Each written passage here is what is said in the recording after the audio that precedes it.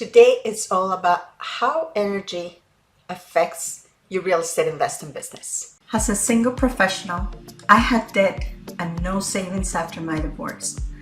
I always wonder how I can start investing in real estate to secure my future.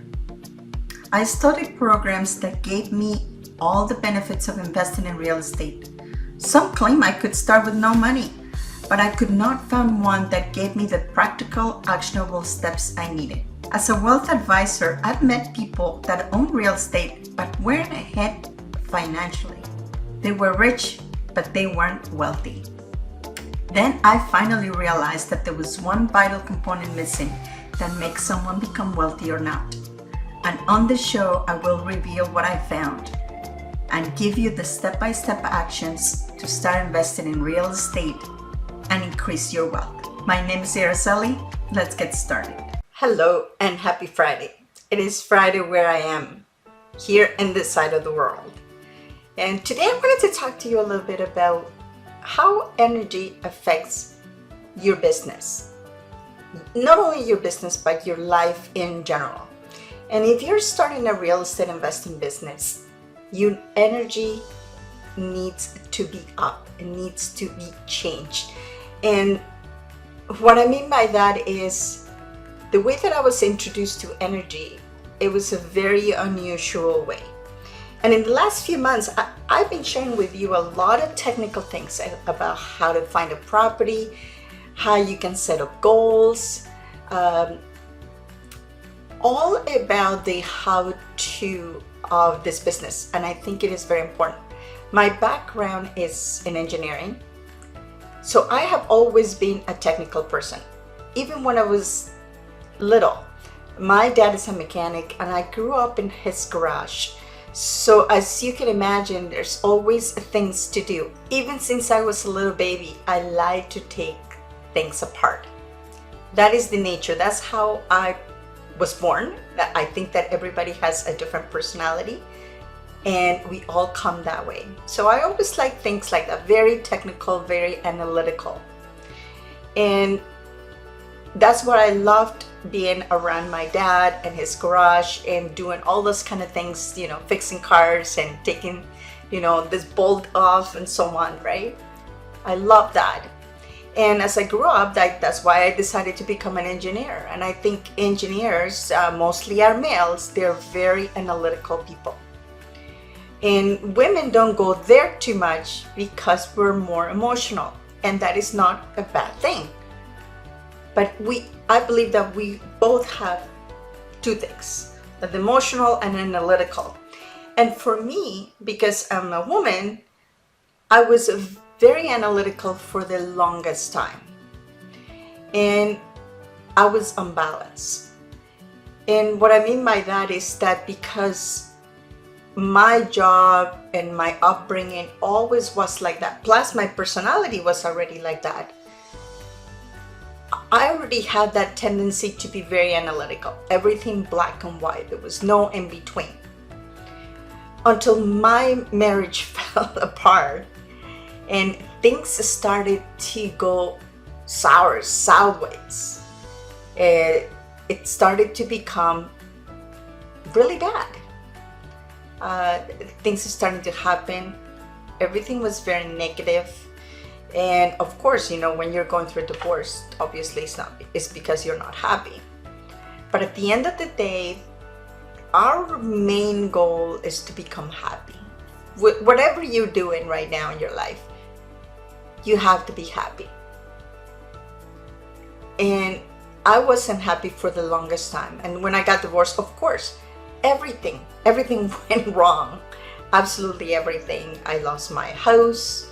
Then I went and bought another house and I lost that house too because I lost my job. And everything seemed to be going against me. I think the world was against me. As I said, I was very negative during that time and I justify it. I said, well, I should be this way. I should be sad, mad, and all of these really bad emotions because I have a justification. I just got divorced, I lost my job, right? But those things that happen, They happened because I was negative. I was negative inside myself. And the reason that I'm telling you this is that the minute that you change your focus, and this is not only about what you do, but what you're focusing on. And things changed a lot for me. And I remember I was starting to get sick because I was completely unbalanced, energy-wise. And the only way that I can describe it to you is that I was in a high vibration, but not in a good way. I was just uneasy, restless all the time, and I just didn't know what it was. Until later on, I figured out that I was really unbalanced. Like, I really had to concentrate more on being of service, of looking for the good in things, looking for the good in people, and looking for the good in whatever thing happened to me. Even though it was called bad, I needed to look for the good in it. And this is the kind of energy that I wanted to talk to you about it today. Because that kind of energy is what you're putting out in the universe. Anything that you're looking for is going to come back to you. And as an example is, last time I bought a vehicle, I decided to buy an SUV, and I decided to buy a Nissan Rogue. And I was looking, and as a technical person, I looked at all the specifications and I compared different models and everything else. So I made my choice and I wanted to buy a Nissan Rogue.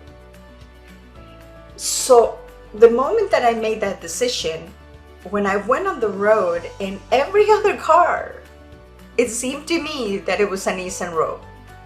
Don't know why, I've never happened before, but it's because I changed my focus. Because I was looking for it. And this is the thing that you need to do. If you're starting in real estate investing, or if you're already in real estate investing and things are not going the way you want it, you need to focus on what you want. Do you want to get a different property? Maybe you need to just change your goals and make them more realistic or more aligned to what you're trying to accomplish. That's why it's so important to go back to figure out exactly where you are financially. Second, find out why you want to do this and what do you want to get out of it. And at the end of the day, the only goal for everybody, no matter what you do, is to be happy. You're doing it because you want to be happy. And this is the goal. For me, buying real estate makes me happy. It's a thrill. Going there and do a search, finding a property, getting it rehab, doing all the repairs, dealing with people. All of those transactions that you do along the way in your business is there to make you happy.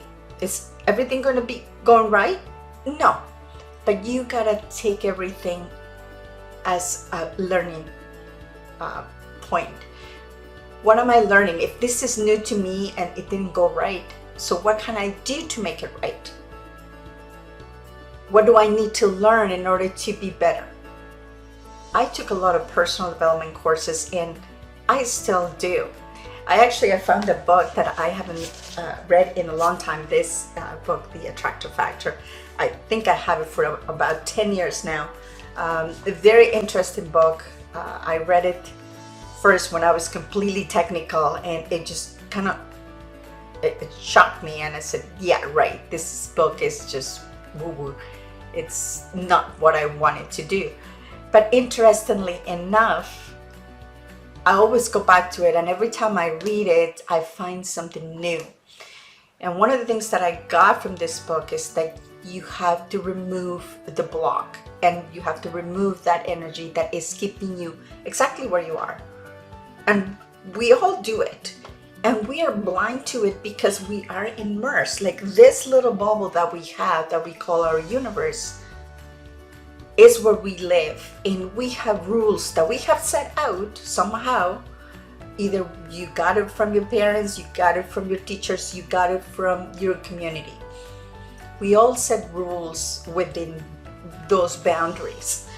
And if you're starting something new, you have to step outside that, because if you're not in that world, if you want to become a real estate investor and you're not, you need to break that boundary, the boundary that you made for yourself that says, I am not an investor.